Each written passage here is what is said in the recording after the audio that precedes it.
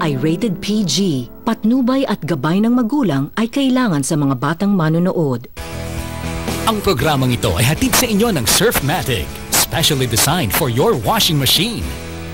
At ng Sunsilk.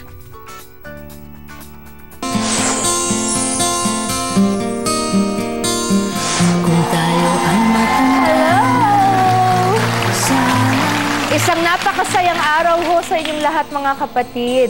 Ang ina ang ilaw nga ng tahanan, pero ang pagiging ina hindi lamang sa loob ng bahay, hindi ho ba? Parang ako po, kahit po saan ako dalhin, tulad nung ng araw na ito, medyo nabiyayaan ako at nakidnap ko ang mga anak ko. Kasama ko ngayon, andyan po kahapon pa. Pero pinauwi na mamaya sa probinsya. Pero talaga namang, ang pagiging ina is a 24-hour job, 24-hour-a-day job na hindi ka talaga titigil ng kakapag-alala, kakaisip at kakapagdasal para sa iyong anak at sa kanilang safety. Kahit na ang anak mo ay kasing edad na ng Casey ko na nasa kanyang 20s na, talagang hindi mo pa rin maisip at alalahanin. Marami po tayong iba't ibang uri ng ina, mga naging ina higit sa pagsilang pa ng sariling anak. May mga babaeng nagiging ina dahil sa tawag ng pangangailangan or ng circumstances, yung po bang nagugulat dahil bigla pong nagdadalang taong di sinasadya. May nagiging ina, bunga ng isang mapait at di inaasahang karanasan naman. At may mga inang lumalabas talaga ng kanilang tahanan para magsilbing gabay sa mga taong naliligaw ng landas. Biro nyo, no? Kahit di nila tunay na anak. Ngayong hapon po, kilalanin natin ang tatlong mukha ng pagiging isang ina. Ako po si Sharon, kasama mo, kapatid.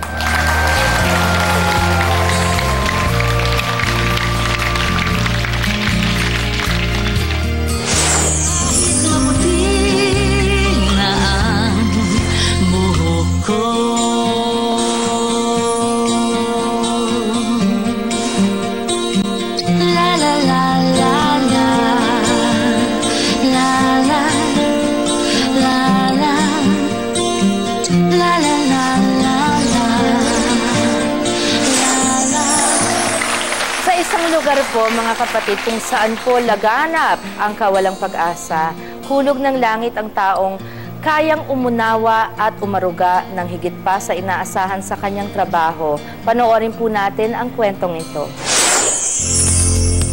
Galing ako sa private practice From legal officer, naging superintendent ako, dinala ko ang Correctional Institution for Women.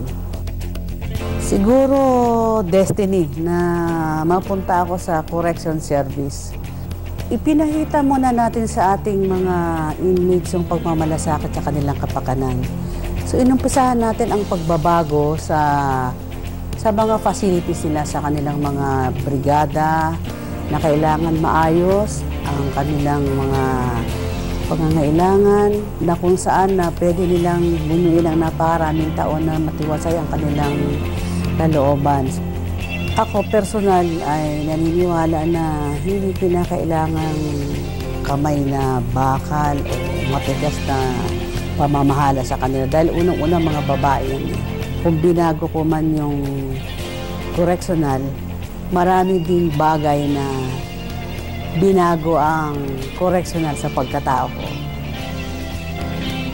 Ang ating mga kababaihan na nakapiit sa correctional ay malayo sa kanilang pamilya, sa kanilang magulang o sa kanilang mga anak. Kami nandito upang makinig sa kanilang mga problema. Ako lang parang pinaka nanay at tatay na ating mga kababaihan dito, hindi lang nanay o tatay, ate, kapatid, kaibigan.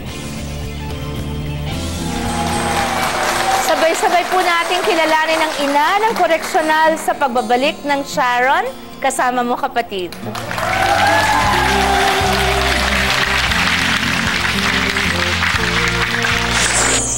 Siya ay para na rin talagang tunay na ina, tunay na lola. Sobra-sobra ang pagtulong niya sa mga anak ko.